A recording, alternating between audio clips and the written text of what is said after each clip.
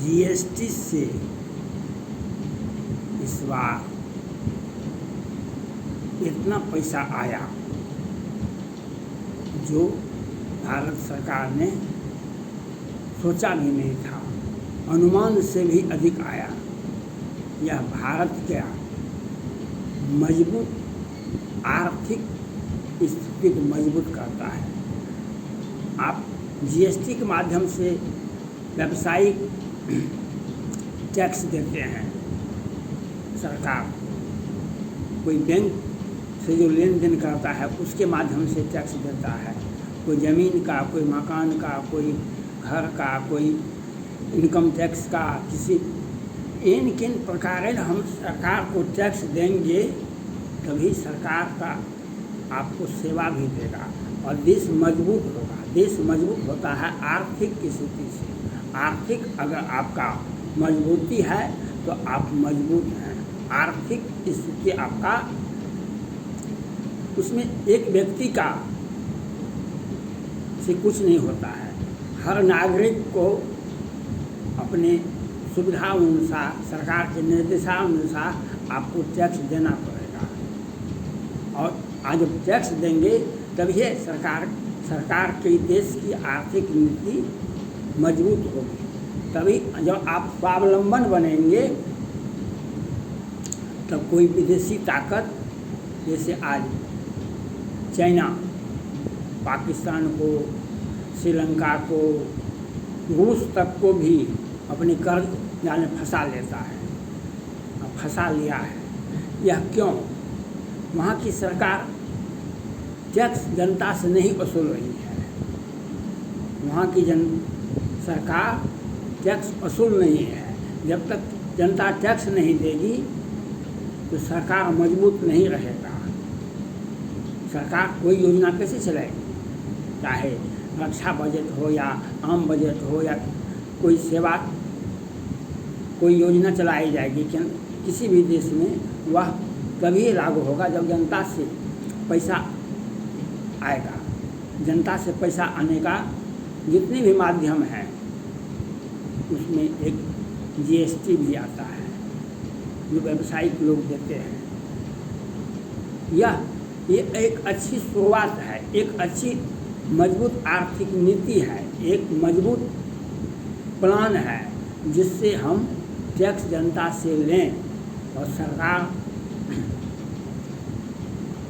देश में स्थिर सरकार रहे और देश का आर्थिक स्थिति मजबूत रहे। अमेरिका आज मजबूत क्यों है? वह टैक्स लेता है, हर हाल में टैक्स लेता है। आज पाकिस्तान या श्रीलंका में सरकार डमाडोल हो गई है तो वहाँ की जनता टैक्स नहीं ले पाती है, जनता से टैक्स नहीं लिया जा सकता है क्योंकि सरकार में बैठे व्यक्ति वो अपना खुद टैक्स नहीं देते हैं। आज इनकम टैक्स मोदी जी का जो प्लान है, जो भ्रष्टाचार, देश दो ही नीति से मजबूत हो सकती है। किसी भी परिस्थिति में कोई भी देश या भारत दो ही नीति से मजबूत हो सकती है। एक, जनता से टैक्स आना चाहिए, हर वर्ग से, हर जाति से, हर धर्म से, हर नागरिक से टैक्स जाना चाहिए। और जो देश के सभी पद पर बैठे व्यक्ति, जो सभी बड़े बड़े पद पर बैठे हैं, उनका आर्थिक,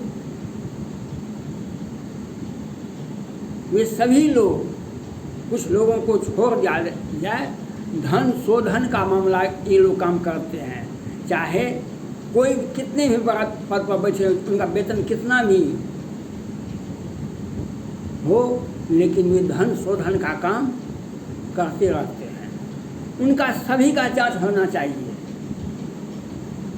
चाहे राज्य सरकार हो या केंद्र सरकार हो, चाहे न्यायालय हो या ईडी हो या एनआईए हो, या जितने भी देश के सभी संस्थान के पद पर बैठे व्यक्ति का संपत्ति का जांच होना चाहिए। ये संपत्ति, काला धन जिसको कहते हैं, काला धन नहीं है, ये व्हाइट धन है। जो पद पर बैठते हैं तो रातों रात एक दिखाया गया एक कर्मचारी का वेतन 30,000 था। 30,000 में कोई पदाधिकारी नहीं हो सकता है, बड़ा पदाधिकारी नहीं होता है, सुपरवाइजरी स्टाफ होता है। और उसका 10 वर्ष में 7 करोड़ का संपत्ति हो गया। झारखंड के पूजा सिंघल 20 वर्ष नौकरी किए, 20 वर्ष नौकरी किए, 150 करोड़ का संपत्ति हो गया, 150 करोड़ का। जब 20 वर्ष नौकरी करेंगे तो उसका वेतन कितना होगा? 2 लाख रुपया, इससे ज़्यादा तो नहीं होगा, 3 लाख रुपया। 150 करोड़ का संपत्ति कैसे हुआ? आज जिस सेक्रेटरी का, जिस विभाग के जो सेक्रेटरी है, उनके पास में इतनी संपत्ति है तो मंत्री के पास में कितना होगा, मुख्यमंत्री के पास में कितना होगा? क्योंकि हम कैसे कमाएंगे? कोई पदाधिकारी ऐसे नहीं कमाता है, जब उसको प्रोटेक्शन होना चाहिए उस राज्य के मुख्यमंत्री का, मंत्री का, और जहाँ भी कमाते हैं उस राज्य का मुख्यमंत्री, मंत्री, विभागीय मंत्री, उस सरकार का प्रोटेक्शन होता है। हमको भी कमा के दो, तुम भी कमाओ। बिना सहमति का एक भी पैसा आप नहीं ले सकते हैं किसी भी विभाग में। तो धन शोधन का मामला होता है आज। इसलिए हर व्यक्ति को, हर नागरिक को टैक्स देना चाहिए। देश में देश की सरकार तभी स्थिर हो सकती है जब उसका आर्थिक इनकम आता है, वह इतनी मात्रा में आना चाहिए जो हम अपने रक्षा बजट को मजबूत करें, हम अपने देश की ज़रूरतमंद को। आज सरकार इतनी मजबूत है, आज 5 वर्षों से जब से लॉकडाउन कोरोना लगा तो सरकार ने फ्री अनाज कर दिया, फ्री वैक्सीन कर दिया। यह क्यों किया?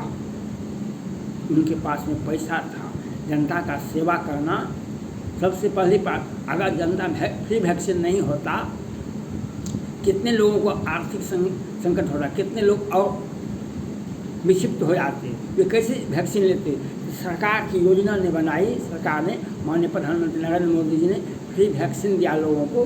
कितना 1000 करोड़ रुपया खर्चा करना पड़ा होगा। वह पैसा कहाँ से आएगा?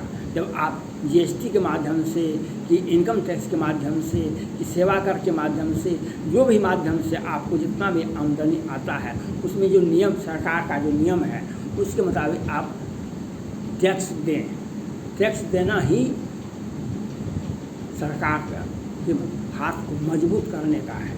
सरकार को मजबूत करने का यही एक रास्ता है, आप टैक्स दें। तब आपको विपत्ति के समय में सरकार भी आपको मदद करेगी। आज पूरे भारत में फ्री वैक्सीन किया, क्या लाख करोड़ खर्चा हुआ होगा। क्यों? आज फ्री में अनाज मिला है कई एक वर्षों से।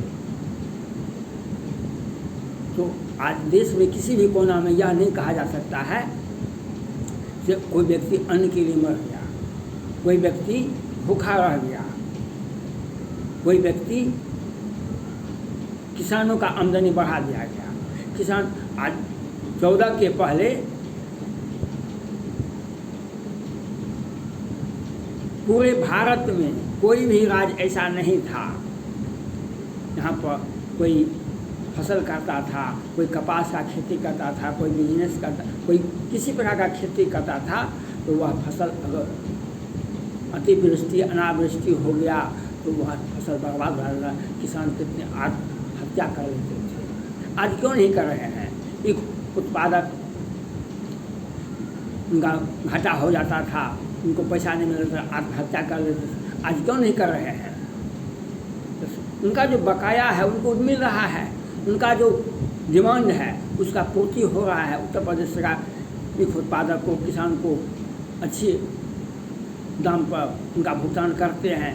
पहले का कितना भुगतान किए, तो आप जब टैक्स देंगे सरकार को, जिस भी राज्य में है, जिस भी जगह पर है, देश के किसी भी कोने में है, आपको टैक्स देना होगा। और टैक्स दीजिएगा तभी सरकार आपका मजबूत हो। देश की सरकार तब ये मजबूत हो सकती है जब उसका आर्थिक स्थिति मजबूत होगा। और सरकार का आर्थिक मजबूत स्थिति तभी हो सकता है जब जनता के द्वारा उन्हें टैक्स दिया जाएगा। सभी वर्गों को टैक्स देना पड़ता है, वह टैक्स आप देते रहें। और जब वह टैक्स दीजिएगा आप, इनकम होगा सरकार को, तो सरकार आपको मजबूत रहेगा, तो देश की सुरक्षा भी कर सकता है। और बाहरी ताकत से भी आज चाइना के हो में आज विरोधी दल भारत में बोल रहे हैं, जो प्रीडेटिनेटेड ड्रोन आप क्यों खरीदे इतने दाम पर, उससे सस्ता दाम में तो मिलता है, तो आप क्यों खरीदे इतने महंगा दाम। 25,000 करोड़ का ड्रोन अमेरिका से समझौता हो गया है भारत का। वे लोग इतने बुद्धिजीवी हैं, इतने बड़े बुद्धिजीवी हैं, जो दुश्मन का ड्रोन, दुश्मन का हथियार से हमारा बेहतर हथियार होना चाहिए। मिसाइल अटैक क्या होता है, मिसाइल अगर 2 घंटा में जाएगा, हम यहाँ से छोड़ देंगे। पाकिस्तान के पास में गजनी है और बहुत सारा मिसाइल बनाया है, परीक्षण भी कर लिया है। वह भी कहता दिखाता है कि हमें पास है, हम परमाणु बम ले जा सकते हैं, हमें पास में मिसाइल है। मिसाइल होने से क्या है, हम उसका काट कैसे करने के लिए 400 मिसाइल सिस्टम लिए हैं, जो उसका मिसाइल 100 गुना तेज है। भारत का मिसाइल सिस्टम 400 मिसाइल सिस्टम जो रूस से खरीदा गया, वह 40,000 करोड़ का है। ये 25,000 करोड़ का ड्रोन खरीदे हम दुश्मन के घर में जा कर के उसके मिसाइल से बचना है, उसके देश के ड्रोन से बचना है, उसके जासूसी से बचना है। हम उतना विकसित लेंगे तब तो। अगर सस्ता में तो चाइना का हथियार पाकिस्तान के पास में है, बहुत सारे देशों के पास में है। वह हथियार, वह हवाई जहाज, हवाई अड्डा पर किसी काट में, वह हवाई अड्डा को भी, किसी भी देश का हवाई अड्डा बहुत बड़ा होता है, वहाँ पर अगर कोई ख़राब विमान रह गया, कोई देश नया विमान को उड़ नहीं सकता है। तो ऐसी बात को नहीं बोलना चाहिए। हम अत्याधुनिक हथियार खरीदेंगे। सेना जब आपके हथियार पर भरोसा करेगा तभी वह सेना जीत सकती है। 1971 में रूस से समझौता हुआ था।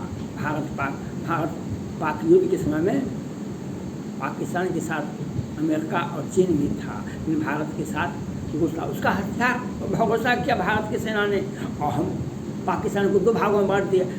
जब उच्चतम हथियार, आधुनिकतम हथियार हमको चाहिए, उसके लिए 25,000 करोड़ बहुत सस्ता है, बहुत छोटा अमाउंट है। हम कई 1 लाख करोड़ हम खरीदेंगे। तो दुश्मन का सोच से परे होना चाहिए, उसे उसी के घर में हम उसे मार दिखा दें, तभी हमारा सुरक्षा नीति, रक्षा नीति फलीभूत होगा। इसके लिए आपको टैक्स देना पड़ेगा भारत सरकार को, देश की सरकार को।